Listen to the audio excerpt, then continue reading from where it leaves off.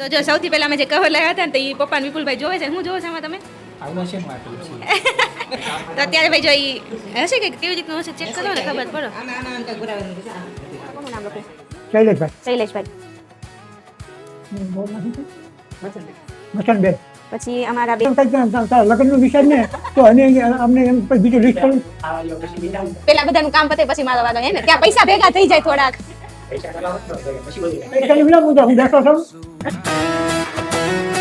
Hello guys, good morning, welcome back to my YouTube channel. તો ફરી એકવાર તમારું બધાનું મારા ન્યૂ વ્લોગમાં હાર્દિક સ્વાગત છે ગાઈસ. તો જો બપોર પડી ગઈ છે, રસોઈનો ટાઈમ થઈ ગયો છે અને આજે થોડુંક લેટ થઈ ગયું છે અને આરામમાં છે બધા. અને જો મમ્મી ઉઠતા છે અને ભાઈ અમારી મમ્મીને એમણે છે ને કાલે હાંજરું છે ને કંઈ ખાવાનું નથી ભાવતું, ગળે નથી ઉતરતું એવું કરે છે મમ્મી. અને એવું કહેવાનું છે તો મમ્મીને કાંઈ ગમતું નથી, ખાવાનું ભાવતું નથી, તાકાત છે નહીં. તો આજે છે ને આપણે બનાવી છે રગડા પેટીસ. તો જો સૌથી પહેલાં તો દાળ થઈ ગઈ છે અને બટેકા બાફા છે ને ટીકી બનાવવાની હજી બાકી છે અને બધા ફોન જોવે છે. અને હું છે ને આલુ ટીકી અને રગડો જે છે ને કોર્નફ્લોરનો આવે એ હું બહુ બનાવું, પણ આ રગડા પેટીસ હું પહેલી વાર બનાવું છું ને, જોઈએ કેવું બને છે. ઓકે. જો એક બાજુ ટોસનો ભૂકો ને બધું કરી નાખ્યું છે, બધી તૈયાર થઈ ગઈ છે, બસ કુકર ઠરે એટલે આપણે બટેકા ફોલી નાખીએ.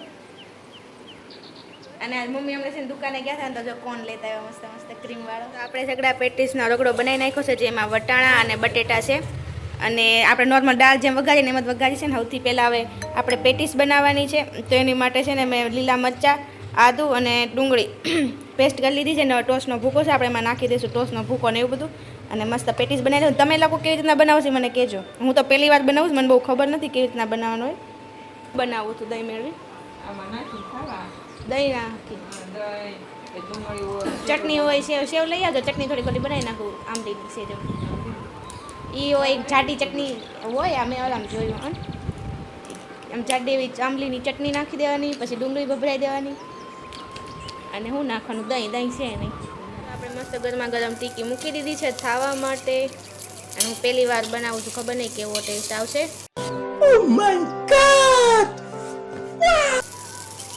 ઉખડે તો છે ભાઈ આનથી મારાથી, મને એમ કે ચોંટી જશે.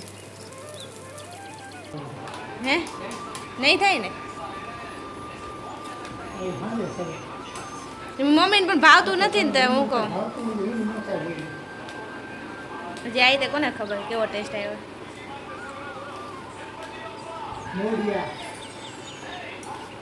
કેવું લાગે છે કે ઠીક ઠીક?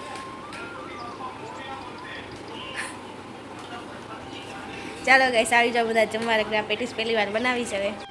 તો ગાઈસ અત્યારે સાંજ પડી ગઈ છે અને રાતે આપણે શું જમવાનું બનાવશું એ જોઈએ. અને પાણી આવી ગયું છે તો મમ્મી પાણી ભરે છે અત્યારે અને આપણે હવે રસોઈમાં આમ તો સાંજ પડે ને એટલે રોજ વિચારવાનું કે રસોઈમાં શું બનાવશું.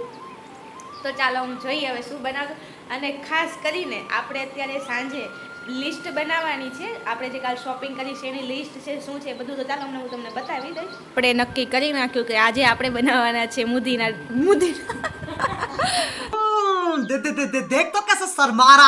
અરે દૂધીના મુઠિયા. આવું થાય જો ક્યારેક ને હું બોલાય ને ખબર જ ન રહે. તો જો દૂધીને એવું મસ્ત છીણી નાખ્યું છે, ધોઈ નાખી છે ને મસાલો મમ્મીએ બધો નાખી દીધો છે. એમાં હું નાખ્યું છે મમ્મી? મીઠું અને કયો લોટ? ખાવાનો સોડા. તો આ 3 લોટ આવી રીતના મિક્સ કરીને તો અમે આવી રીતના બનાવીશ. તમે કેમ બનાવો છો એકવાર કહેજો. ચાલો. અને પછી અમારા છે ને અત્યારે હજી છે ને 2 વઘાર થશે, એક ખાધો વઘાર, એક ડુંગળી મરચાંનો ને એક ખાધા. 3 ભાગ પડશે અમારા મુઠિયામાંથી. હે ને સમોસા પૂરા ને હાલતું હતું. એમ કહેતા કે પેલા મેં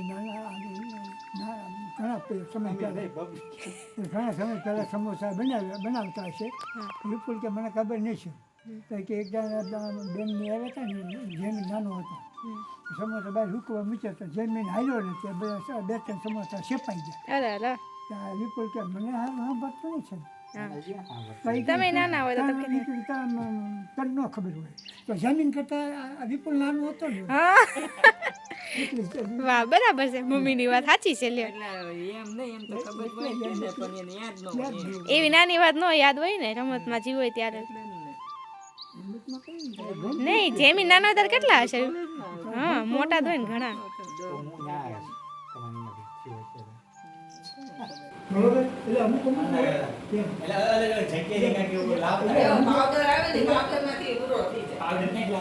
પાવડર નહીં અમુક એવું હોય કે જો પથ્થર જેવું લાગે. એવા ઢેફા હશે. આપણે થોડી થાય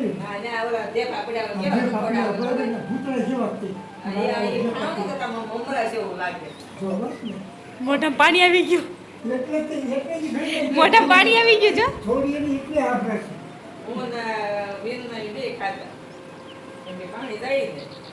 આ ઈ ઢેફા હશે એમાંથી ભાંગીને પછી એને શેકતા હોય અને શેકીને પછી એમ નહીં આ ભૂતડાની વાત કરું આપણે જે ભૂતડો મળતો હોય ને એમાં એવું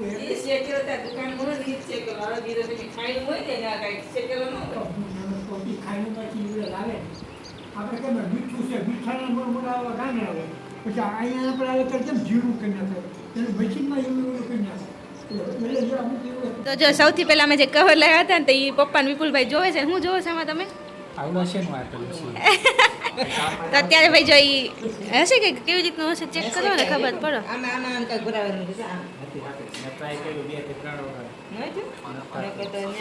નહીં આમ નામ હશે કદાચ અને કાં તો પછી ગુંદરથી આપણે લગાવવું હોય તો એવી રીતનું હોય એ અંદર નો આવે પપ્પા અંદર નો આવે અંદર નો આવે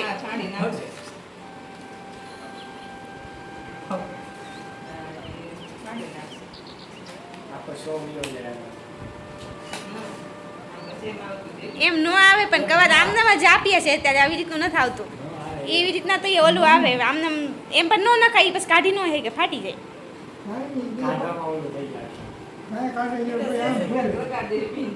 લગાડવાની પણ જરૂર ન પડે આમનામ જ રે આમાં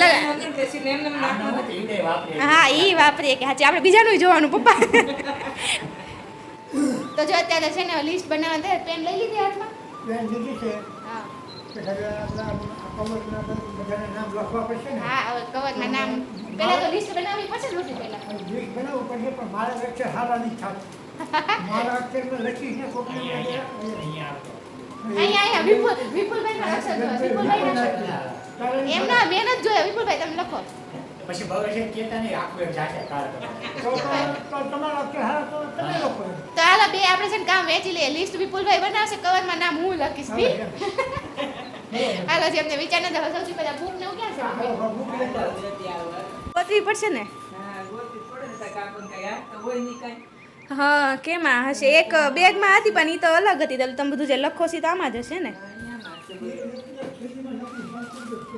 હે હા ઈ એટલે તે મમ્મીએ છે ને કબાટ ખોલ્યો છે કદાચ કબાટમાં એક થેલીમાં બધી ભેગી હશે એમ નહીં પપ્પા લિસ્ટ તૈયાર કરતા હોય તો શું લખવાનું છે પહેલા આપણે બધાને જેને પેરામણી કરવાની છે એ લોકોના પહેલા આપણે નામની લિસ્ટ બનાવી નાખીએ હે ને તો કેવી રીતના કોને કોને કરવાની હોય પેરામણી એમણે જે શૈલેષભાઈને કવર આપવાનું એનું લખાય શૈલેષભાઈ પહેલા એમનું નામ લખવાનું હે ને એટલે છે ને આપણે જે મારા નણંદ છે ને એમના ફેમિલીમાં બધા જેમ કે કાકાની લોકો થતા હોય પછી એમના સસરા ને સાસુ ને બધાને એમના પછી નાના નાના દેર ને નણંદ ની બધા છે દેર હા કાકીજી ને હા એ બધાને કરવાની હોય પેરામણી તો આપણે એ બધાનું લિસ્ટ પહેલા બનાવીએ પછી આપણને ખબર પડે કે આપણે કેટલું ઓલું નીકળશે હે ને તો પપ્પા આપણને નામ કહેતા જાય છે એ પ્રમાણે આપણે લખતા જઈએ છીએ પહેલા તો પછી આપણને ખબર પડે કા પપ્પા હાલો પહેલા કોનું નામ લખું શૈલેષભાઈ શૈલેષભાઈ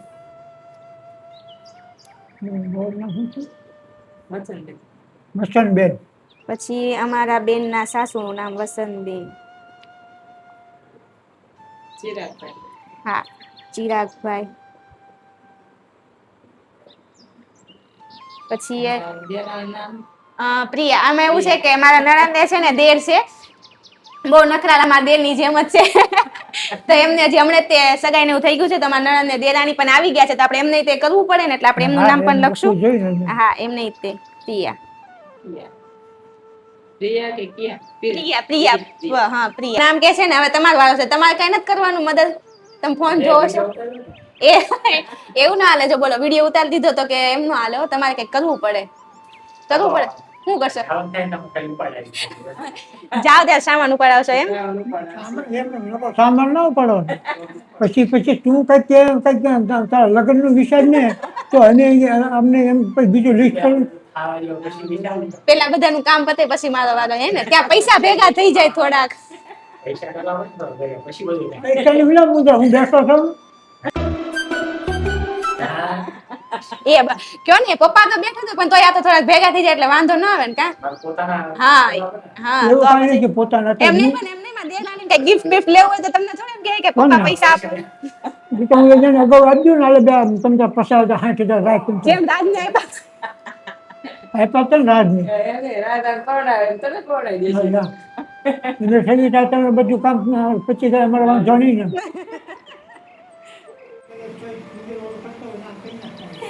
અત્યારે છે ને કાર્ડમાં છે ને એક નવી સિસ્ટમ છે જો કે કાર્ડ તો બધા નોર્મલી આપણે જોતા દઈએ પણ આવી રીતના છે ને તો પપ્પાને કહે કે આમ આવે કોઈ કેમ કે આમ ચોટાડી દઈએ ને મમ્મી કે ડેડી કા અંદરનું ટપકું મૂકીને ચોટાડી દીધું છે. એકદમ દેશી સ્ટાઈલ કઈ મહેનત જ નથી. ખાલી 25 હોય અને આ મારી પસંદનું કાર્ડ છે તો કેવું મસ્ત છે ને design. છત્રી છત્રી. તમારે પસંદ લ્યો ને મેં બધું આ પસંદ છે. હાલો તો આપણે છે ને જો આમાં કઈ બે કવરમાં નામ લખી જાય ને કવરમાં પૈસા નાખી દે અને અમુક વસ્તુ જે આપણે કહેવાય ને હાહુને શું હોય સાસુને સસરાને હાહુની હાડી હોય તો હાહુ માટે હાડી લીધી છે સસરા માટે શું હોય હા એમને માટે છાલ લીધી છે અને એક કવર કવર તો જો કે બધાને હોય પણ સાસુ અને સસરા માટે લેવાનું હોય એટલે ઈ જો લીધું છે સાસુ માટે સાડી અને સસરા માટે છાલ હોય તો બધું લિસ્ટ થઈ ગયું છે બધા કવરમાં બધાના નામ લખાઈ જશે એટલે હવે બહુ મોડું થઈ ગયું છે એટલે હવે અમે છે ને આરામમાં થઈ છે બાકીના કવર મમ્મી બાકી હા યાર એ બધા હવે બધું એનું હોત દીધું ને એમ કેવું છે હવે આપણે કાંઈ વસ્તુ ઓલું કાંઈ કરવાનું જ નહીં પગાર બગાર આવે બધું એને આપી દેવાનું તો એ બધું વહીવટ છે ને જે કરવું એ કરે લે પણ આદમીમાં મારે કરતા તને ખબર છે ને મારે કોને ખબર પદમ છે પૈસા હોય ને એટલે મને નકરા વપરાય જાય એટલે પૈસા હા યાર એટલે ના ના પણ એટલે જ આપી દેવી છે એમ કે લક્ષ્મી હા એમ ગાઈસ આજે છે ને લિસ્ટ આપણે બધી બનાવી નાખી છે અમુક ટકા મેં તમને બતાવ્યું છે ને બાકીનું બધું હવે તમને શ્રીમતમાં ખબર પડશે તો ચાલો આજનો વ્લોગ કેવો લાગે કમેન્ટ કરી દેજો અને તમે લોકો ક્યાંથી જોવો છો એ કમેન્ટ કરો અને અમારા વ્લોગમાં તમે બીજું નવીનમાં શું જોવા માંગો છો તમે અમારી વિશે કંઈ જાણવા માંગતા તો એ પણ મને કમેન્ટ કરો અને ચાલો તો હવે મળીએ આપણે નેક્સ્ટ વ્લોગમાં તો આજ માટે બસ એટલું જ તે રાધે રાધે અને ખાસ કરીને ગાઈસ મારા વાળ જે આ છે ને આવા ઘૂંઘરાલા થઈ ગયા છે અને મને કહેવાય ને પરમનન્ટ કરાવવાનો બહુ શોખ છે તો મને છે ને 50% સારા રિવ્યૂ અને 50% ખરાબ રિવ્યૂ બેય છે તો શું લાગે પરમનન્ટ કરાવવા જોઈએ પરમનન્ટ સારા કહેવાય એ પણ મને કમેન્ટ કરજો ચાલો હવે મળીએ આપણે કાલ બાય બાય